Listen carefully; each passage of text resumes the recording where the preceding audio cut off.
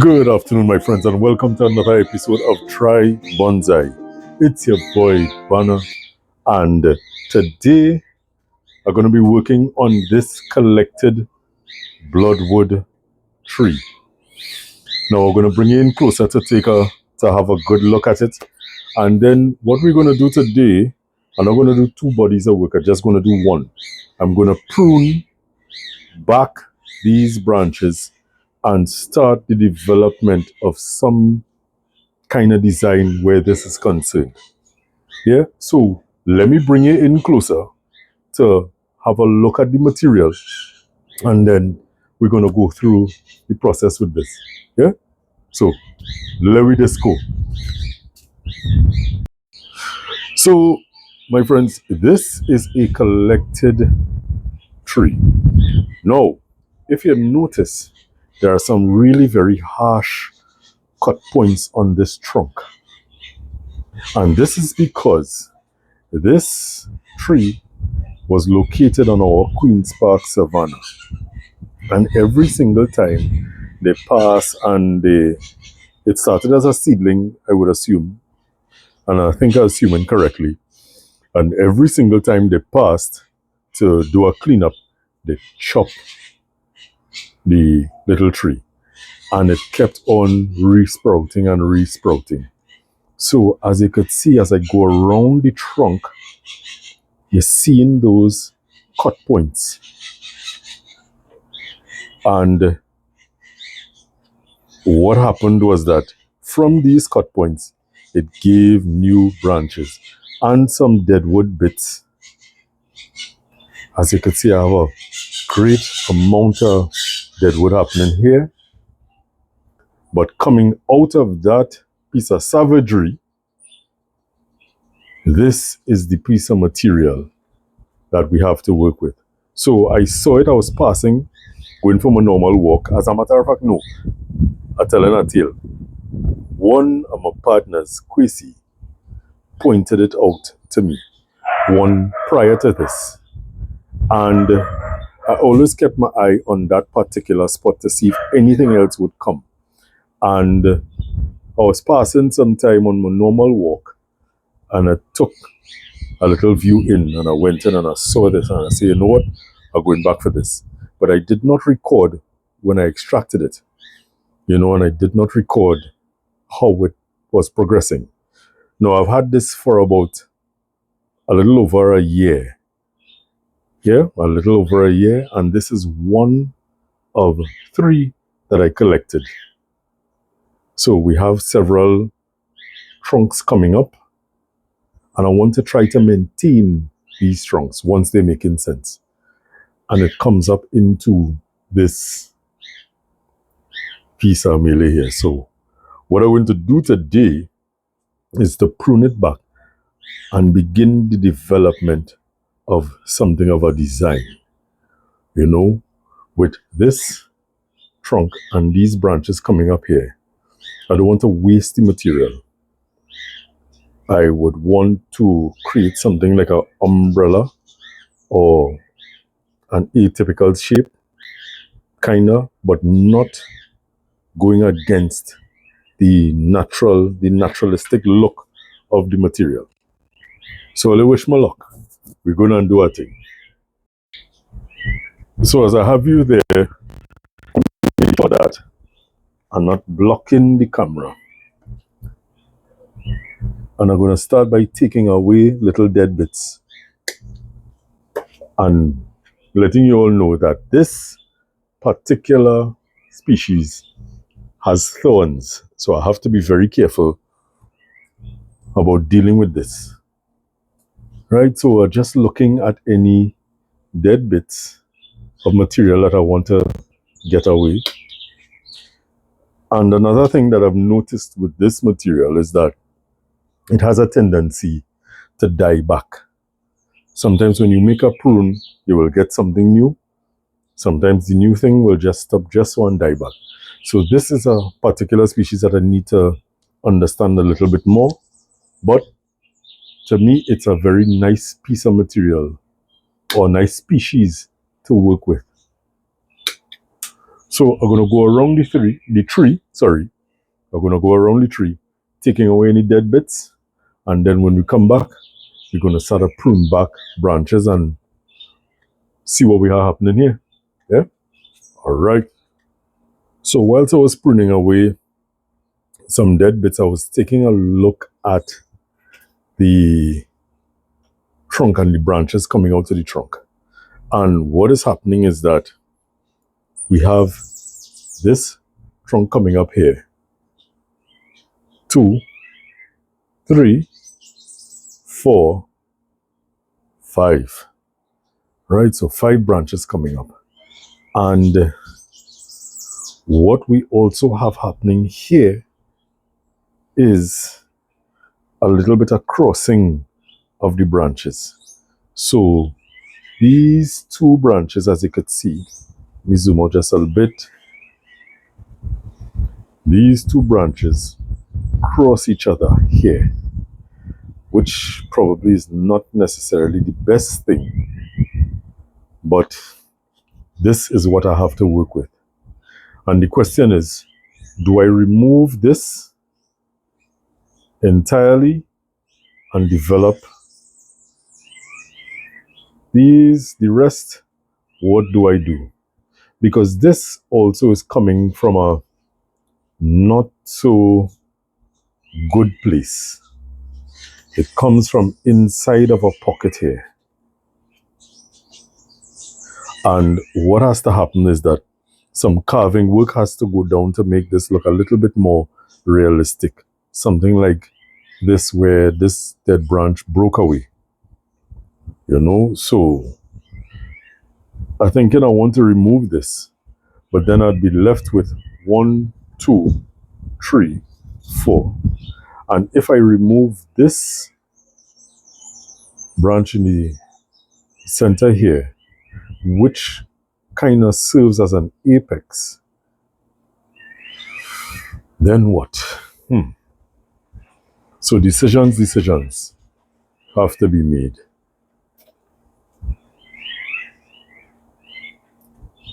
Decisions have to be made. All right, let's get to pruning. Let me see what happens as we go along. So first things first, what I'm going to do is an overall prune, just taking away the long extending bits of growth, opting to prune somewhat directionally so that in case I do prune that branch again, it has something going in the direction that we want.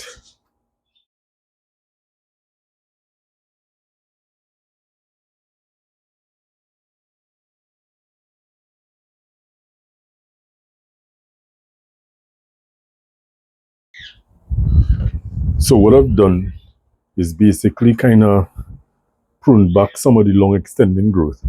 And what I'm going to do now is to go in and with directional pruning, take away things that we don't want, keeping things that we want, and developing as we move along in this growth process. Now, what seems to be a natural state for this particular species is that the branches grow out and they droop over.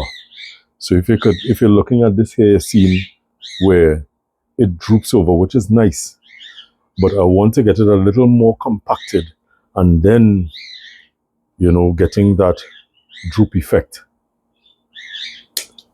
And I'm still seeing some dead items that I could remove. So I'm going to start with this trunk first. And as I said, there is still some contemplation on whether or not we're going to keep all of the 1, 2, 3, 4, 5, all 5 lines coming out, or if we are going to remove 1 or 2 of them. So as I have this line coming up here, right? So as I have this line coming up here, what I would want is to foster this coming this way, but I don't want to go back too hard on this. Now I could prune it back, but as I say, this is a species that is a little bit on the finicky side. It doesn't take too well sometimes to the pruning. And I assume that there's a method to pruning this particular species, but I'm yet to learn that method. So I'm going to take away this branch that goes on the inside. And I have 1, 2 happening here. I'm going to prune this back here. And I will take this guy here.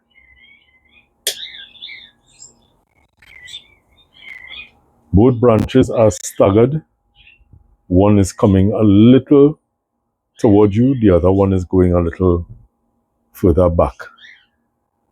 So that is one.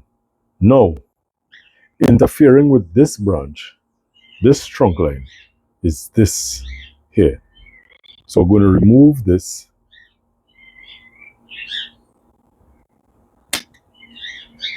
And what I'm going to do is leave a little bit of room for dieback, like a rain tree. Because if I think about it, that might be the issue, that I'm not leaving room for dieback. I already pruned some stuff without that thought process. But as I'm thinking about it now, I think I'm going to do that. So, following this line coming up, there's a branch lower down here. And I'm going to leave it for now. I'm going to leave it for now just to see what is happening. There's also a branch coming straight out at me. Do I want to keep this? I'm going to leave that for now. What I want to remove definitely are branches interfering with other branches. So this has a lot of strength. So I'm going to want to reduce this just a little bit. It comes up here. I'm going to take away this and I'm going to prune this back here.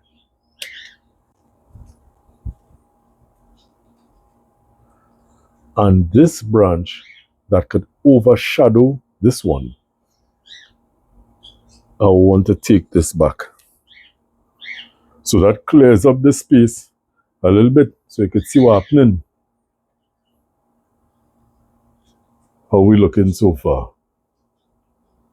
We're looking all right so far. But there's a branch in the back here that goes at is less than a 90 degree, it's probably at a 80 degree angle, and then it hits you a 90 degree bend up. That's a no. So I'm going to prune this back here. And I'm going to go around to the back where I have another strong shoot going far out that I want to prune back. And the thing is, whilst I'm pruning, what I'm trying to do is each individual line, if I could kind of create, I mean, yes, I want to have that overall umbrella type view, but at the same time too, if I could try to make each individual line look like its own little tree. I don't know if that's a good idea or not, but let me see what happens. So there is another branch here. Take this back and looking at it from the front now, this eye poking my eye too much. Now, these trunks are very straight. I could prune them back harder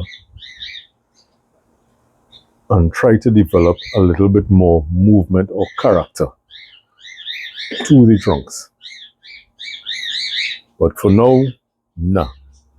It's to start the development, and while we're developing, we are learning the material as well. This is a little far out for my liking.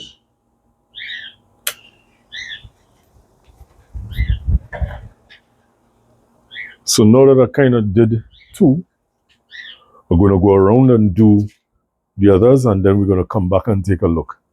Yeah.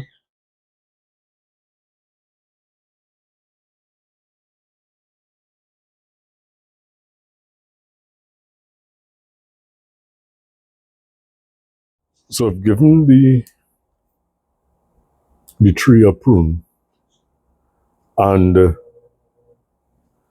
one of the things that I realize I have to identify is a front. I am leaning towards this as the front, this flare here, this flare here.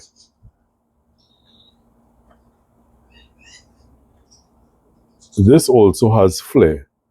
However, this side is dead. So it doesn't look. I don't like this as a front. This can't be a front.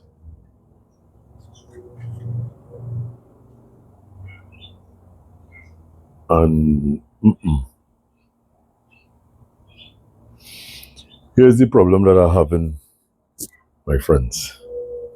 The problem that I have is this that goes inside rather than coming outside. Or this that comes outside rather than going inside. And the thing about it is that this needs to be corrected. Thing is, how do you correct this item? I could use wire and straighten this, and I could use wire and bring this in. And if I do that, what would I get? The branch is not crossing. But then, from a two-dimensional standpoint, this and this kind of in line. Oh, where you, sir?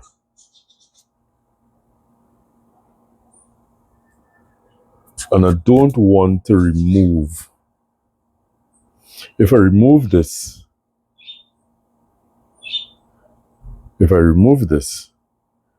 then I'm going to have 1, 2, 3, 4. If I remove this, I'll have this. I'll have this. Because then I'll remove this. You know what? This is a patience game. This is a patience game. So I'm going to take the chance, and I'm going to prune this back lower, hoping that I get something that changes the direction of this branch. So as it comes out here and goes forward, I want to prune it back to see if I could get something that comes out this way. If not, simply apply a piece of guide wire and guide them accordingly. Okay, my friend, so I took some time and I went through a couple things, and the end decision was to apply a little bit of guide wire to put a little separation between the varying trunk lines. Right? So, looking at it from your view, let me zoom in just a tad, and I'll bring you in closer to see exactly what I did. But I put a little bit of guide wire, and then I use a little piece of wood to help with that separation. So let me bring you in closer, and let me call it a day. So as it stands right now, this is the potential front. And I run a piece of wire under the pot, my tile pot. And again, I fully endorse, if you don't have the financial backing to buy the pots, or there aren't places where you could go and buy the bonsai pots. There are things you could do to facilitate your habit or your hobby. And this is one of them.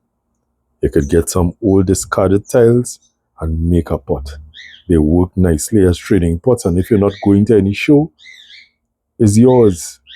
Nobody has to see a thing. You have your own business and you're good to go. You know, you don't need to. Bonsai does not necessarily have to be the most expensive hobby in the world. Anyways, I digress. Here we go. So I run a piece of copper wire under, hooking it on either side of the pot. And I use these two pieces of wire to guide the trunks a little bit, so that you have a little bit of separation, and the crossing of the trunks is not so bad. Granted, I could bring this one a little bit forward. Yeah, I could do that. Not right now, but I will do that.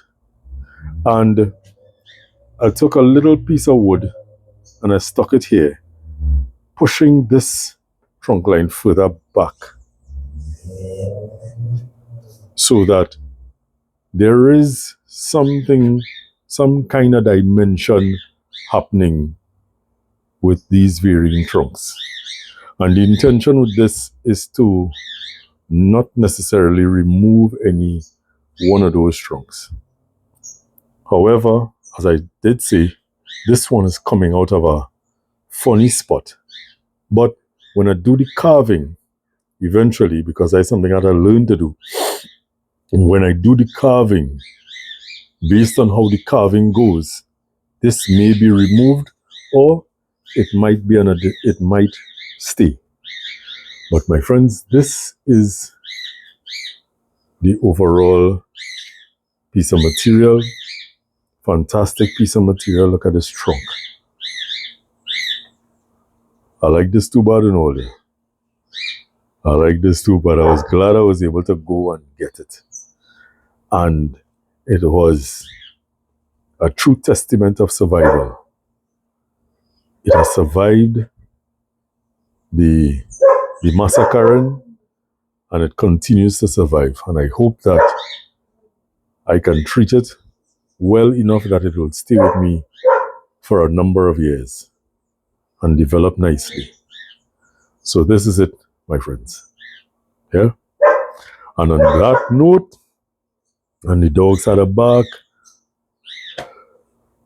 my friends, like, subscribe, share, comment. Click that like button, it helps. Drop those comments. I like to read the comments and respond to the comments. If you are seeing a different way that I could have tackled this, I would appreciate you sharing that information with me so that it could be used for another project. You know, I could take that into consideration for another project. This is how we get information, by sharing. You know, so drop your comments. And as I usually say, be good to yourself. Be good to others. Treat people how you want to be treated. And remember that our climate is our responsibility. We have an opportunity to change it for the better. If not for ourselves, let's do it for the future generations. Yeah? All right, my friends. I'll go see you all soon. Take care. Bye.